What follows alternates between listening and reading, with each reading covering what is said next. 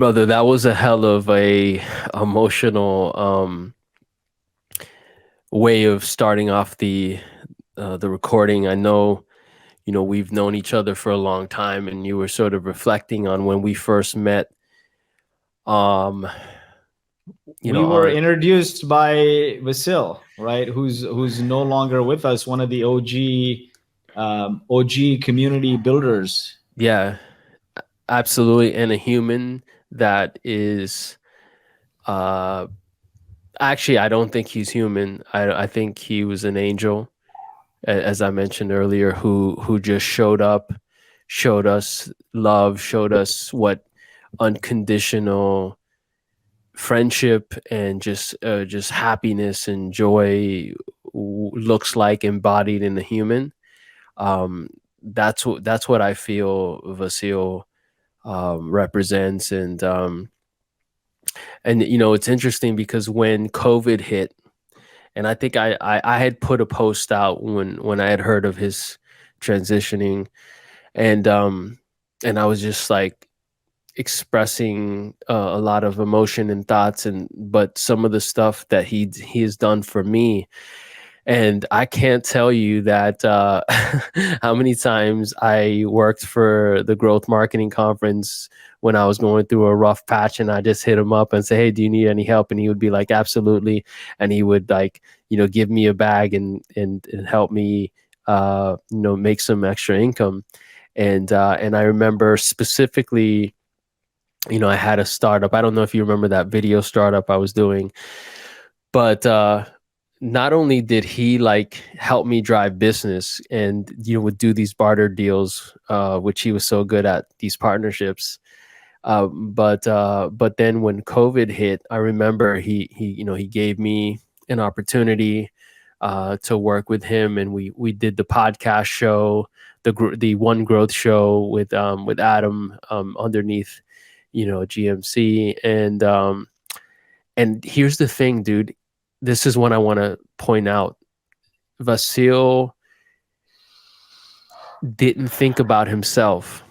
He literally didn't think about himself. I remember sitting there because I'd be with him. I worked with him every day for a long time, and he was more thinking about how he could take care of everybody on his team. That's what he was worried about. He wasn't worried about making money himself. He wasn't worried about, yes, I'm sure he was worried about the business, to an extent, although I didn't see that panic in him. He just was like even keel. But he was more like, I need to figure out how to like actually take care of my people on the team. And he just cared about others in ways that I just haven't seen before, especially in this Silicon Valley, tech bullshit with egos and et cetera, et cetera. You've been in the game a long time, and you run into these things all the time in these people, and you just never saw that. And what was interesting about, you never saw that in him. And what was interesting about him was like, he was the brand for GMC, yet he was the most humble and like non-egotistical centerpiece, which is really special. Definitely. And I was at my all-time low, and when you called me, I was in Dubai. I was near my all-time low. I was in Dubai a couple of years ago before we moved to Dubai from San Francisco. And that shook me, man. That shook me, and helped me realize, one of the key things to help me realize is, man, somebody else is going through something you don't know anything about. Somebody else out there has it much harder, rougher than you do. Because I was moping in my first world problems, and I'll dive into some of that. But when you called me, it just swept the floor under my feet. We are good friends, and we had just spent Christmas party together at my place. He was just married, and I just couldn't fathom. We had worked on many events together. He was always like I guess a Traction community Boast super fan, always helping, always making connections. We were always bartering on stuff together. A lot I learned from him.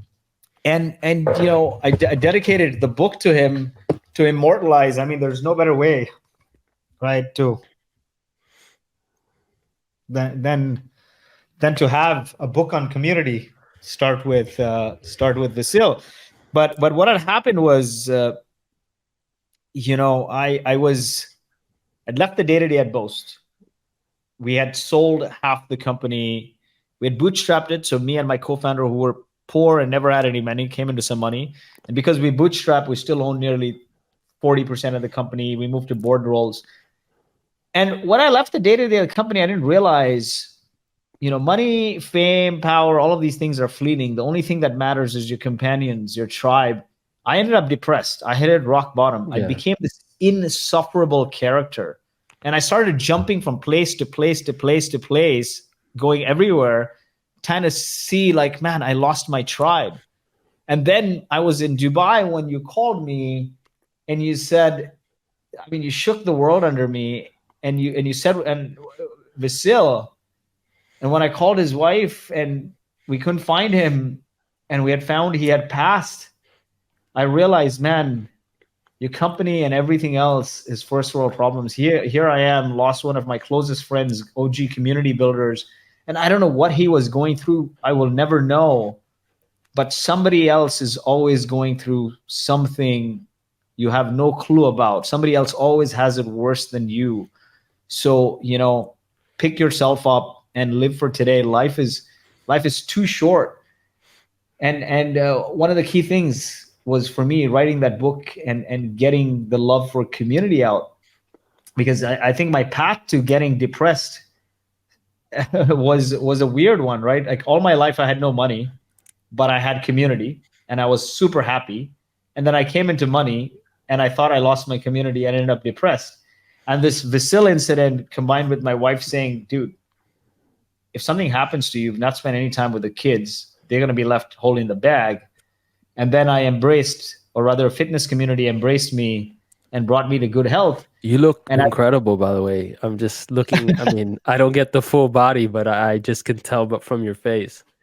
yeah, but face has shrunk and everything else. But came into good health again by the power of community. And I realized, man, the world needs to know that it's not the technology, it's not the innovation. Even OpenAI wouldn't exist without the community giving its data and helping it. We're all jumping from buzzword to buzzword. Like, it was .com, and then it was social, and then it was mobile, and it was cloud, and it was fintech, and it's AI now. Man, until and unless the day robots are buying from robots, human connection is what leads to enduring companies, enduring relationships. And even the simplest example, George, um, when you're doom scrolling, you're not doom scrolling brands, you're doom scrolling people, right? When you're connecting on LinkedIn, it's people, it's not brands. Brand engagement is going down. Human to human engagement is going up, no matter the technology. Yesterday's innovation is always tomorrow's commodity. But if you build a community, you won't become a commodity. Amen. I feel like we can talk for hours here, and I have to say that, like, over the last 10 years, I've seen a bunch of friends who have made insane amounts of money, hundreds of millions, some that hit the B milestone, and I can't say that I'd seen them any happier. I would just see them with the same sort of cycles. I think there's probably, like, a novelty in the beginning and a dopamine hit right away, but once that kind of levels out, I started to see that. And so even myself, I'd had a couple, like, kind of successful experiences, and so what you're saying right now seems to be this message that keeps being communicated in, because you just continue to see it. I don't know if you saw, like, Jason Lemkin has written a bunch of stuff. Jason's been so open on social media, like, over the last, I would say, I don't know, 2 or 3 years. Maybe the pandemic situation has really kind of opened up a different level of consciousness in humans, and where we're like, now like the bullshit cannot just be, you know, swept under the rug anymore, and it's like all surfacing to the top. I guess it depends on who you talk to, but I think like that resonates a lot with me, and it resonates, I think, with a lot of people. And it's that, you know, that idea that we know we're chasing these artificial fleeting goals, and if you don't have community. I was literally talking to a friend who last night, who's probably got about 200 or $300 million in the bank. He's sitting in his, you know, mansion, one of his many mansions in Beverly Hills, and he's fucking really struggling because he's by himself, because he doesn't have that community, right?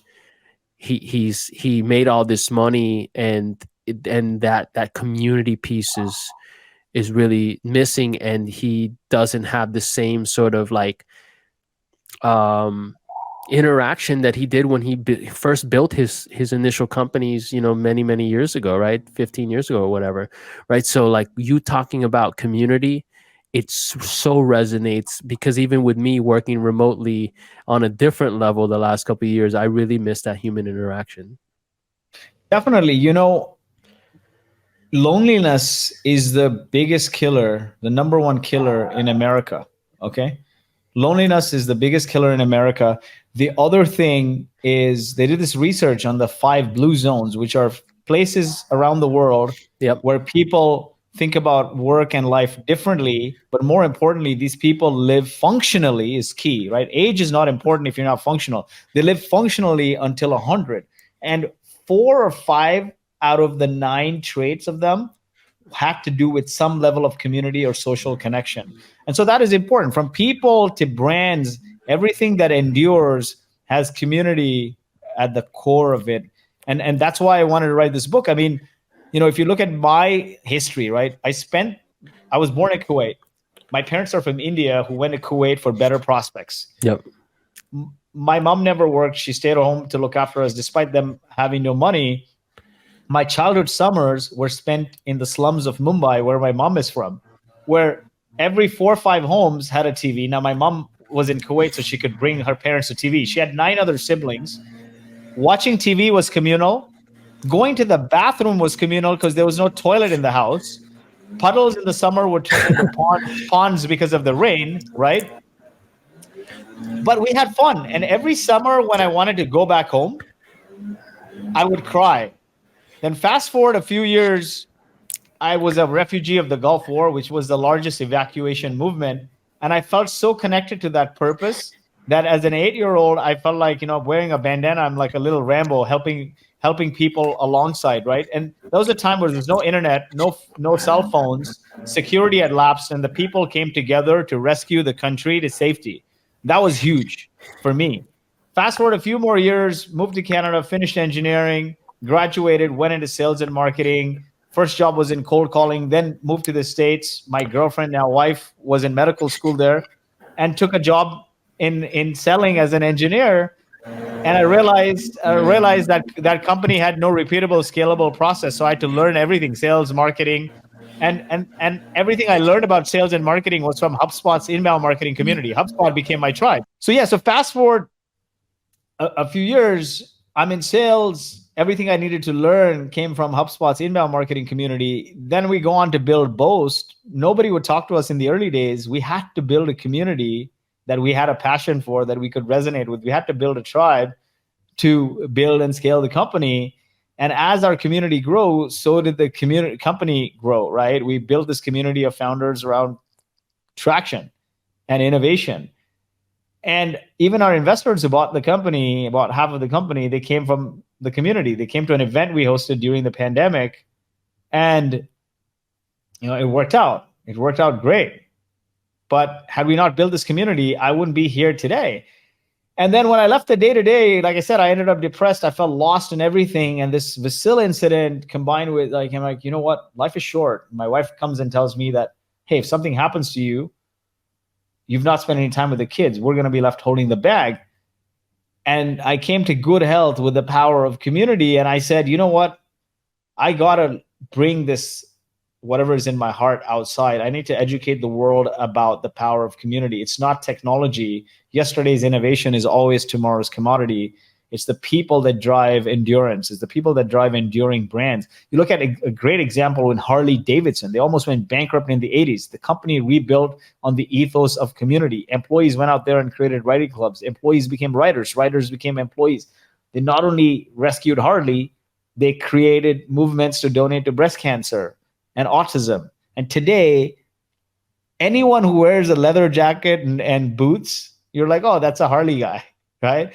Or you look at a rock band and you're like, oh, they're Harley fans. You associate Harley just by what people are wearing. That's how it became a long-lasting, enduring brand. I mean, I could talk about so many tech companies, but you go back in time and you see something like a Harley, right? It's the people, it's the community that drives it. And I felt this story needed to be told, not just through my lens and my experiences, but the experiences of hundreds of iconic brands. And as I started to talk to so many community leaders, like the count ended up being almost 1,000 people I talked to, between community members, leaders, business owners, and then rewatched all our Traction content over the last 7 years and researched all these brands. I found something very common, man, which is very interesting. Every obscure idea that eventually became a global phenomena, from Christianity to CrossFit, every obscure idea that eventually became a global phenomena had 4 stages.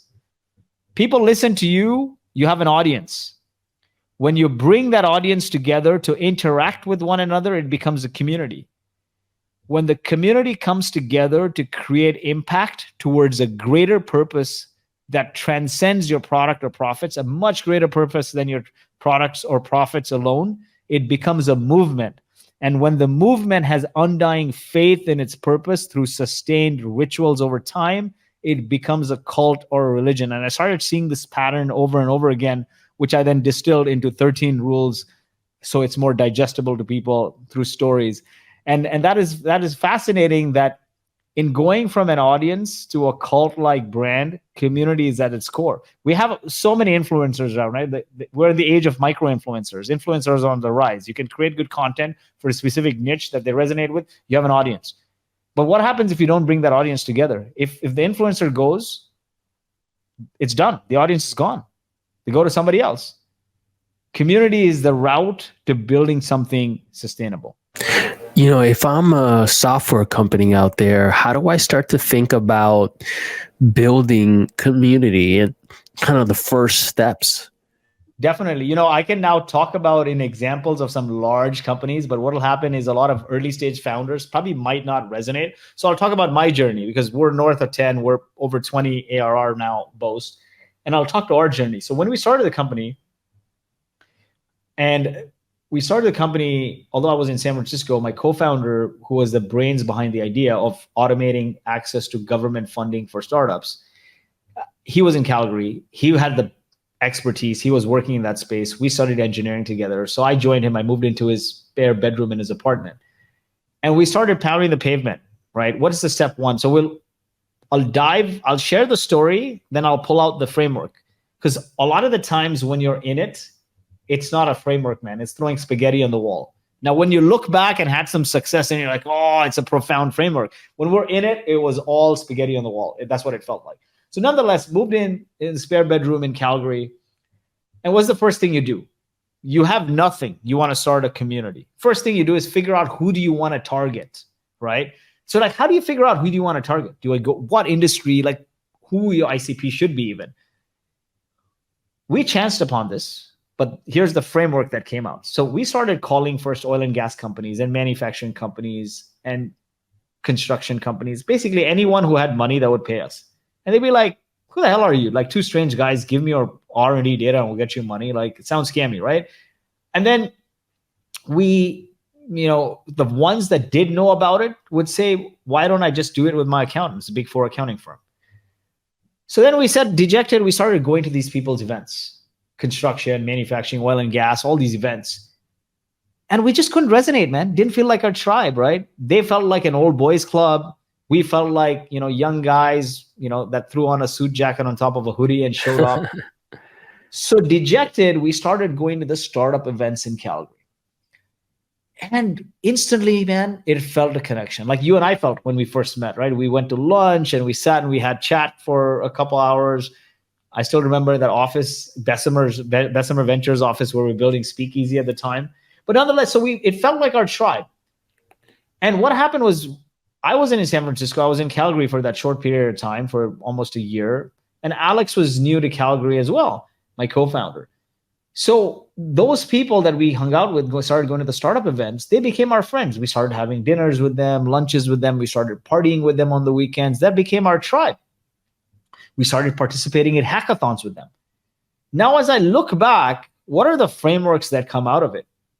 You don't know who to target. How do you figure out who you want to target? Number one, you need to have a passion for that. Building a community or a company is a long-term journey. If you hate your customers, you'll never be able to sustain. So do you love this tribe that you want to create for it? Do you love this ideal customer profile? Do you have the passion for it that you want to create, that you can go on a long-term journey? For me, it's a labor of love. That's why, built a couple of companies for that same ICP. They failed. Boast did well. Left Boast. I wrote a book for that community, for that ICP, right? And so that passion should carry on. I'm on probably the 5th podcast of today, over on a sprint of 70, right? Or 80 this month. And I'm still going. I still have the energy. It's the passion. The community is a marathon of mind and heart and labor of love. If you don't have the passion for something, you'll never sustain. When passion meets profession, you can become Michael Jackson. That's the way I look at it. So do you love this? Do you love this audience? 2, is it a small niche, but it's large but growing? Is there future potential? 3, is there a propensity to pay? Because you can love the audience and it could be growing, or it could be the largest TAM, but if they don't pay you, you'll eventually not be able to sustain. And the last one is there an ease of access? You can target the biggest market in the world that you love creating content for, but if you cannot access them to join you, to buy you, to listen to you, it's futile, right? And so for us, the startup community gave us the passion. We could resonate, we could hang out with them. Ease of access. It was a small niche at the time in 2012 that exploded. All our competitors would say, oh, why are you targeting them? They'll never pay you. And our answer was, dude, you guys don't want to service them. Your customers don't want to do business with us, so we can only help our own tribe, right? And fast forward 2023, it's paid off, right? Startups are growing. Not only that, all our competitors now want to create startup programs. It feels funny. Back then, they didn't want to support them. Now, once you have this ICP that you've landed on, you have the knowledge about it, you want to create for them, you love them, it's growing, it's easy for you to access. You got to learn about this ICP. And it's stuff you talk about all the time. It's like, where do they eat, breathe, drink, sleep? What are their problems? What are their goals? What stands in their way? One thing I found that's really important for a community is not just the problems and the goals of the ICP, but it's the aspirations. An aspiration is a forever. It gives your community the forever, right? A goal or a problem can be may solve tomorrow or be achieved, but an aspiration is a forever. It's a long term. It becomes your purpose. And so when Boast were targeting innovators, our purpose went quickly from automating funding or tax credits for businesses to enabling innovators to change the world. Because every dollar spent in innovation returns 20 to the economy. Vaccines, robots, clean drinking water. Yet in the last several years, 50% of the Fortune 500 evaporate because they can't innovate, or they don't have the best mechanism to innovate. And 99% of the innovations die on the vine. So our purpose became enabling innovators to change the world.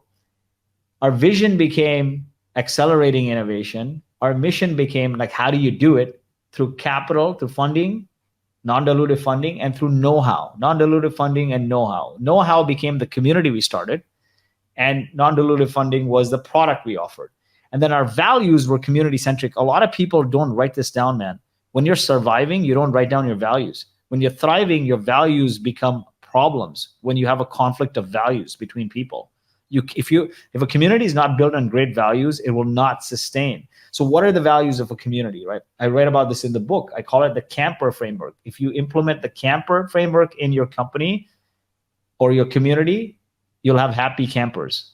C stands for connection. A stands for autonomy. Autonomy is important because when you give people autonomy, they take charge and they drive the damn thing. If you try to control, you know this with community, right? Oh, don't stretch my logo in this way and don't use this other thing and you can't do that. And you're like, why should I even do it? Well, just human dynamics in general, right? If you don't give humans autonomy, we push back or we leave. Exactly, right? So I give you a perfect example. Atlassian's community last year came together to create 5,000 events on their own, self-organized. How much budget would Atlassian need to organize 5,000 events? So that means they have 5,000 super fans who went out there and engaged on average 100 people. So they engaged half a million people, right? Half a million people. It took 20 years for them to do that, but it took loving the community and giving them the autonomy. And that's why Atlassian is a $40 billion company today, is a key thing. The third thing is mastery, giving people the opportunity to learn and become better and better versions of themselves, not like grinding your volunteers or your people to just keep doing the same thing, but enabling them to learn and grow. The fourth is a purpose, and I talked about this earlier also, having a purpose that transcends your profits or your product. People want to align with great purposes. Everyone wants to do good, man. Life happens, mortgage happens, kids happen, commutes happen. That's why they can't do good. If you give them a small way to contribute toward a great purpose, they'll feel like they're driving it. That's what I felt as a young refugee in the Gulf War. I was a little kid, but whatever little I did, I'm like, you know what? I'm an 8-year-old Rambo. Or you see President Kennedy, there's an urban legend about this, was walking the halls of NASA. And at midnight, he sees a janitor sweeping and he's like, what are you doing here? And the janitor says, sir, I'm putting a man on the moon. Think about that for a second, right? Great leaders cascade purpose, not goals. The fifth one is energy. We're in the community business, man. If there's no energy, people wither away, right? It's energy is what drives movements. Look at every major movement out there. Look at Elon Musk, right? He energizes people. You may love him, you hate him. Great communities have energy. And the last one is recognition, because robots are not doing business with robots here. It's people giving their time and they're stretching beyond the 9 to 5. They're going out of their payroll to do the work. If you don't appreciate people for the littlest of things, no matter how big or small, if you don't proactively appreciate people, recognize them, they'll stop showing up, man. And so the values are important. So now that you have the values, so you figure out which ICP to serve. You've understood the ICP. You understood the values of building a great community. Draw the circle of influence around your ICP, meaning you understand the ICP, but who do they follow? Like, who are the influencers for them? What events they frequent, what blogs they read, what platforms they're prevalent on. So where do they frequent? And who do they fund? Meaning, what are the tools, products, services they pay for? Because now this gives you a list of people you can partner with, right? I'm going to invite these speakers so they resonate to my events, my meetups, my podcasts. I'm going to partner with these guys because they also sell to the same audience, and we could co-host events. We could barter, right? We talked about bartering earlier. Absolutely. We bring them as sponsors. And then where do they frequent? It's like, where do I distribute the content? Or if they read TechCrunch, can I invite the journalist from TechCrunch to moderate a session, right? So all of this drives that social proof. But more importantly, when you dominate or understand the circle of influence around your ICP and they show up to your community, they feel like it's their tribe. Oh, I see TechCrunch and I see, I see this speaker that I know, like, oh, it's my tribe. And I buy tools from this person. It's all my people. Then the important thing is figuring out the type of community build. Once you've mapped out, I like to start with the values and the person rather than the tools. I get asked a lot, like, what tools should I use? I'm like, asking for what tools to use, it's like saying, I want to build a church, but I don't know what religion I belong to. Or I want to build a home, but I don't know who's going to live there, right? like start with the ICP, start with the values, because great companies, great communities are built around great alignment, and values and your purpose drives alignment. And your ICP is is what you need to create that, right? That audience to align with. Then you figure out the type of community you want to build. There's three kinds of communities you can build. A community of practice is number one, where people come together to learn about a specific topic, right? To get better at something, like the HubSpot inbound marketing community, which is where I learned everything about sales and marketing. There's the community of product, where people come together to learn about a product and build on top of that product and become evangelists for the product. And that's like the Atlassian community, right? That's like the GitLab community. And then there's the community of play, where people come together to have fun, like Harley or Nike or Red Bull kind of thing, your paddle club maybe. My key learning here is, if you don't have product market fit, or you're not a product that's used often, don't build a community of product. Build a community of practice. Because if you have no customers or no product market fit, people would be like, you're going to sell to me. Why should I show up? If I don't use your product often, then why would I show up to learn about using the product? Build a community of practice that's tied to my aspirations, and give me the know-how and the connections to get closer and closer to my aspirations. That's why our community we call Traction and not the Boast community. So I'll pause there for a second, but I gave you 3 or 4 tips for people to just get started. Well, let's talk a little bit about From Grassroots to Greatness, the 13 rules to build these iconic brands with community-led growth. There's a lot of discussion around what community looks like here, in these days. You talked about the platform, but let's just assume that we understood our ICP, like you had mentioned, really nailing that. And, if you're an early stage startup, at least your first iteration of that. And then you kind of understand, like, hey, we're going to do a practice-oriented community. How do we start to understand whether we should like build a own community, like on domain kind of thing? I know Atlassian has a great community around that, but would you say that maybe another option is building community on third-party platforms, let's say like LinkedIn, for example, or Twitter? Or is it a mixture of both? So I'll tell you the key difference here, right? Let's follow this path of audience, community, movement, religion. And this is an important one, and I'll jump back and forth with my Boast experience, right? Because I was fortunate, and trust me, man, I was fortunate to be in 2012 where LinkedIn wasn't a platform for distribution as much. Podcasts weren't prevalent. It was blogs and it was events. Now, because of blogs and events, I got to build an email list, right? So what happens with these platforms, with LinkedIn and TikTok and Insta? Now, the platform you pick, by the way, it all comes from understanding your ICP, right? I said, who do you fund? Who do you follow? Where do you frequent? If you're frequent on TikTok, then why are you creating an audience on LinkedIn? Go where your customers are. But the bottom line is, these platforms, you don't own your audience, right? Do you have their email addresses? Do you have their phone numbers? So if the platform changes the algo, you're done, isn't it? Like Nas Daily. So Nasir Yassin, one of the top YouTubers, 21 million, 40 million now followers across platforms. He built a Facebook group, 21 million members or followers. And initially his content would be shown to like 50, 60% of his audience. His channel was making like 100K a month. Then Facebook changed the algorithm. This is what happens, by the way, with all these platforms. They first showed the content to your followers, just your content to the people following you. Over time, they need to make money. So they splice in sponsored content and content from other businesses. And now your reach gets diluted, right? Your mind share gets diluted. And Nasir Yassin's channel now started showing its content only 5% of the audience.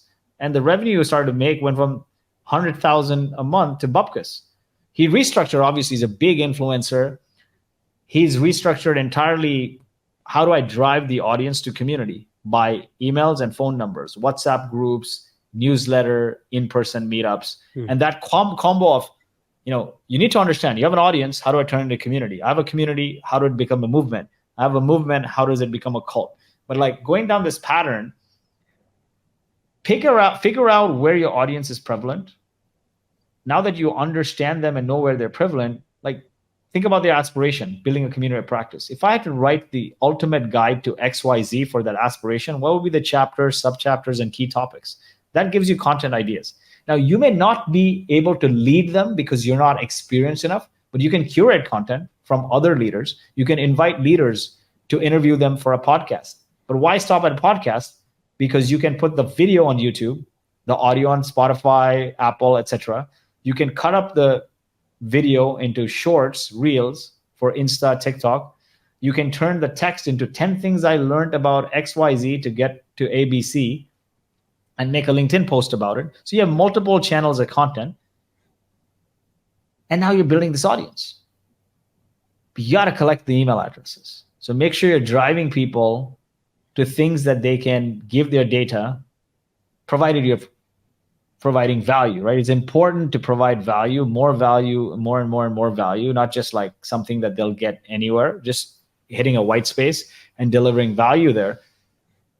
And once they start giving you the email addresses and the contact information, start creating more value through bringing them together. The only way you're going to build a community is bring these people together. So the first step is, do you have a newsletter cadence? I mean, Substack is blowing up, right? I'm not even on Substack, but I'm seeing this thing. I'm thinking of moving my newsletter to Substack. A lot of my friends are on there, and it's a community-driven newsletter. People follow each other. People recommend each other. People are making money on there. But nonetheless, it gives your audience an opportunity to hit you back, to see what's going on. So you have the newsletter. If you're on LinkedIn, how are you going to promote? Like, other than writing LinkedIn posts? What I've found for our events is 90% of the audience, they come together through email. Email is the number one driver. If email didn't exist, most businesses wouldn't, B2B SaaS companies wouldn't exist. That's the reality, right? In terms of sales. So now you've started creating this content, drive them to things like a newsletter, drive them to things like meetups. If you're doing a podcast, can you open it up and make it an AMA? So here's the funny thing. We used to host a lot of meetups in the early days to build our audience. And when we started the company, what had happened was, like I said, nobody would talk to us. And we started running around the community and going to startup events. We felt it was our tribe, but we found two things. One, nobody would basically cover these startups. And two, all the content out there were high-level CEO platitudes.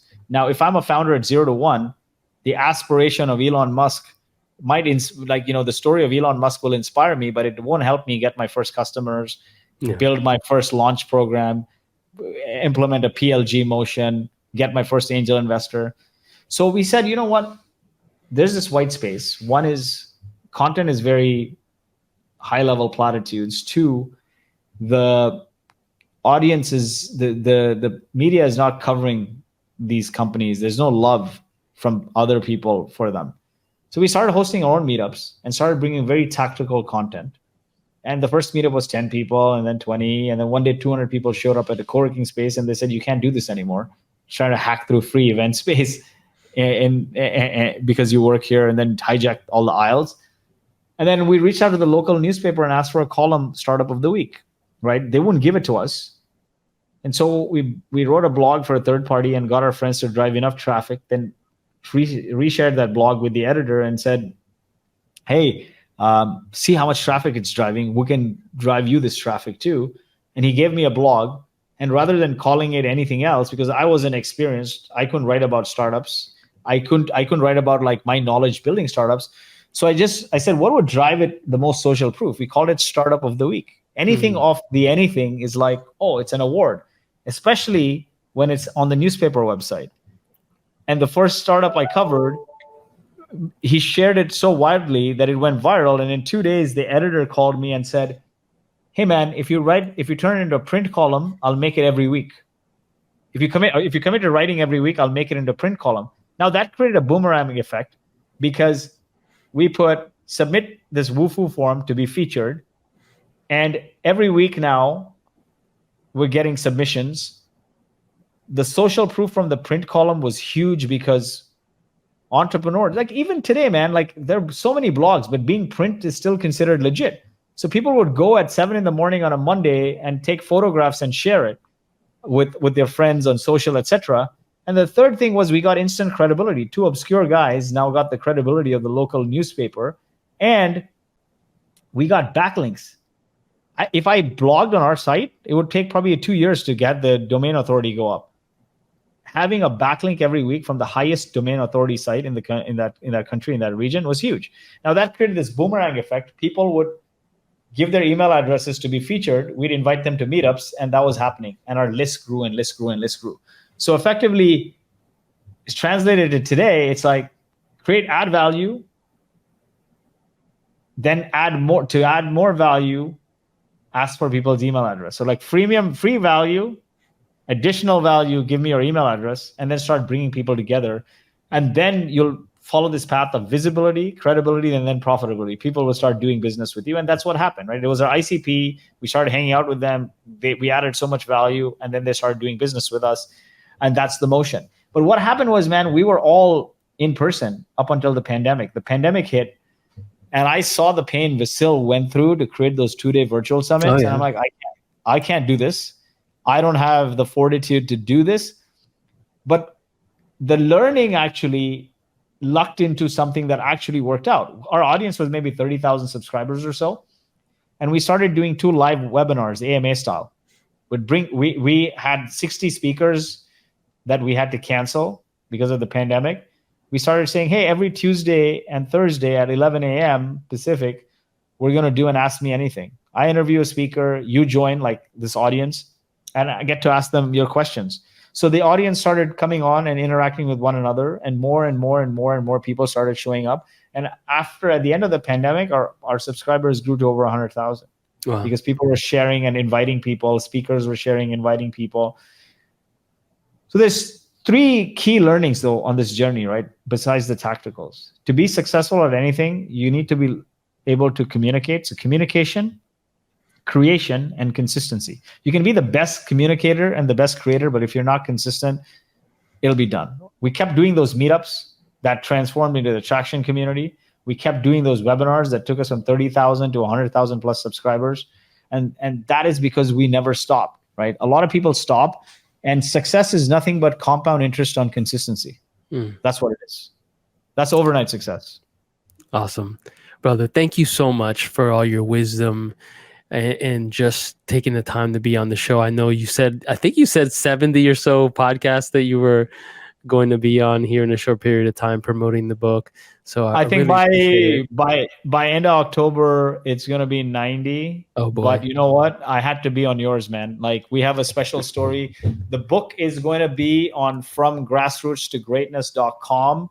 We designed it with love because I said community is all about energy, right? Jason Lemkin wrote the foreword on it. Without energy, there's no community. It's beautiful. And we designed it with love. And I put the ebook, the digital, for 99 cents. I could have put it for free, but I think when I put it for free, I got to push it. When I put it for 99 cents, it becomes a verified review, and Amazon spreads it. And so the community can spread it. So we put it for 99 cents. Also on grassroots to greatness.com, by the end of next week, we'll have bonus content. I wrote this book in stories because I had a very hard time reading growing up. So I had to write it in a way that I could digest, like through stories.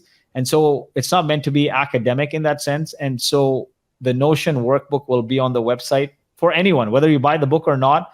You can sign up, give your email. You'll get the Notion doc, which will be for each chapter.